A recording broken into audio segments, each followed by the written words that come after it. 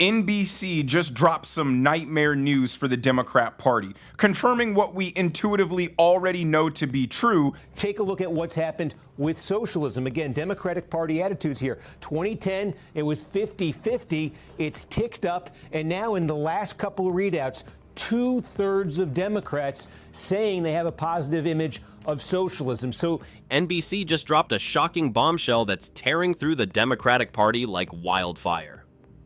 The network's own data revealed a full-blown ideological collapse right inside their ranks.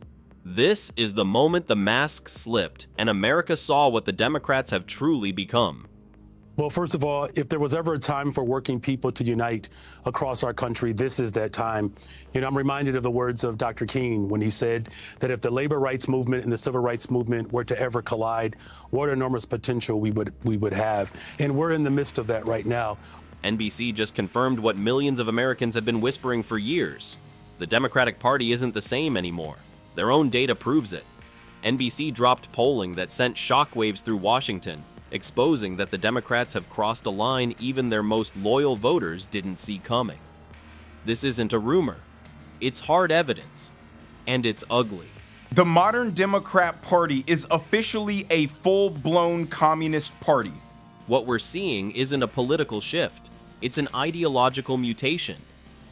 The numbers point straight toward socialism, even full-blown communism, becoming the mainstream belief inside the modern Democratic Party. Top Democrat election expert James Carville has an absolute meltdown, telling Democrats to go after, viciously pursue, and arrest everyone related to Donald J. Trump when his time in office is over. And right as that news broke, Chicago's Mayor Brandon Johnson made it worse. On live TV, he called for a general strike. Not reform, not protest. A strike. The same weapon used by revolutionaries to cripple economies and ignite regime change. His speech sounded like something pulled straight out of a Soviet rally. He didn't talk about fixing America. He talked about tearing it down. And wrapped it all in emotional, identity-charged rhetoric. Race, gender, slavery, and class. Hunt them down and ruin their lives. Is this what American politics has devolved into? He said, "If my ancestors could lead the greatest general strike in history, we can do the same today." That's not civic talk. That's rebellion talk. He called on black people, white people, immigrants, women, and the LGBT community to rise up against the ultra-rich and corporations. Wow. So, anyone connected to Donald Trump, they need to be hunted down. They need to be shown a lesson. Shave their heads, put them in bright orange pajamas, march them in front of the news. Let the American people spit all over them. Think about that. A sitting U.S. mayor urging citizens to revolt against capitalism itself, on MSNBC of all places. The same network now trying to explain away the chaos their own poll exposed. But now we've just allowed communist agitators to infiltrate our government and cause disruption and foment revolution all across the country. Because according to NBC's own numbers, 2/3 of Democrats say they view socialism positively. That's not fringe anymore. That's the mainstream of their party. Only 42% said they still believe in capitalism, the system that built every opportunity, every business, every job. Really? Like, this is what American politics has devolved down into? Compare that to Republicans, where 3 out of 4 still back capitalism and even independents lean strongly toward it. This isn't left versus right anymore. It's America's core identity, free markets and individual freedom, versus an ideology that wants government control over everything. He has no use for democracy. He has no use for the values of this country. And you are collaborating with this, and it will bring eternal shame to your company. NBC didn't mean to expose it, but they did. Their own timeline gave it away. Back in 2010, Democrats were split 50-50 on capitalism. You could still find blue-collar workers, small business owners, people who believed in hard work and freedom. But by the 2020s, that balance collapsed. Support for capitalism crashed. Love for socialism skyrocketed. NBC called it a trend. Sure, like calling a hurricane bad weather. But look at the party split here among Democrats. Look at socialism. That's nationally again. 2/3 of Democrats nationally, not talking New York City, but across the country, say to Gallup they have a favorable, positive view of socialism. Only 42%. And you could tell even the anchors were nervous reading those numbers. They tried to sound calm, neutral. But you can't polish a grenade. When one analyst tried to downplay it by calling it an evolving worldview, it almost sounded like a joke. Evolving? Like a caterpillar turning into a rattlesnake.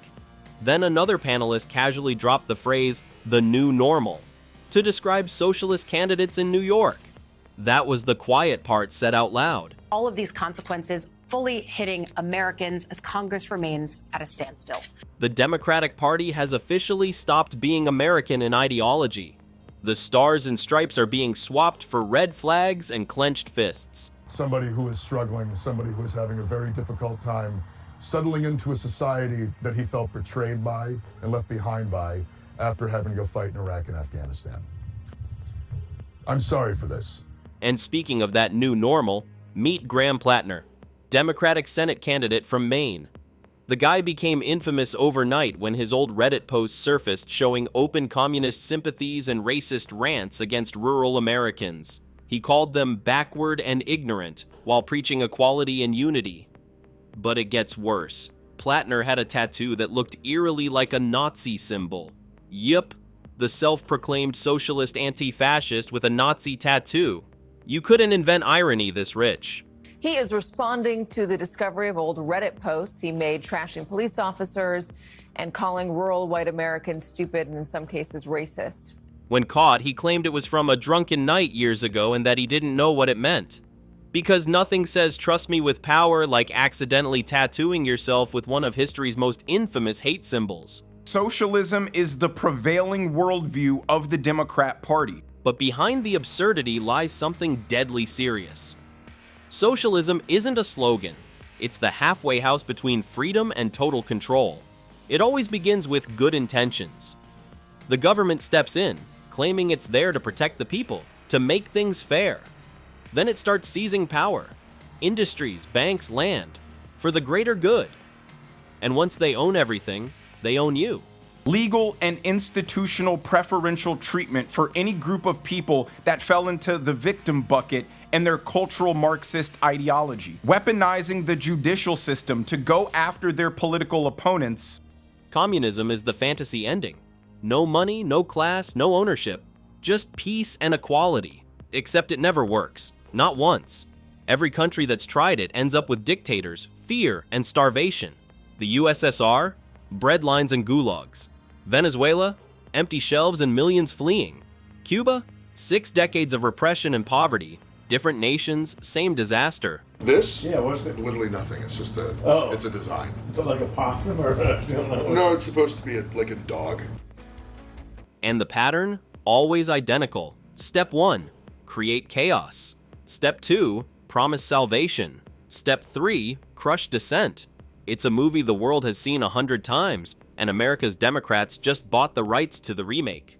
Protecting Americans' freedoms and liberty. The Democrats can't claim to be the party fighting for America when they're openly socialist. Once again, we are dealing with a collapsing healthcare system, and you were asking me about whether or not a guy should get a tattoo removed? Sorry. Then comes the final twist. The same chaos they create is used as justification for more government control. Crimes out of control? We need more programs. Inflation's brutal? We need more taxes. Division everywhere? We'll regulate speech to bring unity. It's psychological warfare. Create the fire, then sell the extinguisher. The truth? Both socialism and fascism come from the same seed. Centralized control. Different slogans, same DNA. The far left doesn't hate tyranny, they just want to be the ones in charge of it. NBC didn't just drop a poll, they dropped proof of a movement that stopped pretending. The Democratic Party isn't about fairness or compassion anymore. It's about control. Economic, cultural, psychological. Listen to this. Holy crap.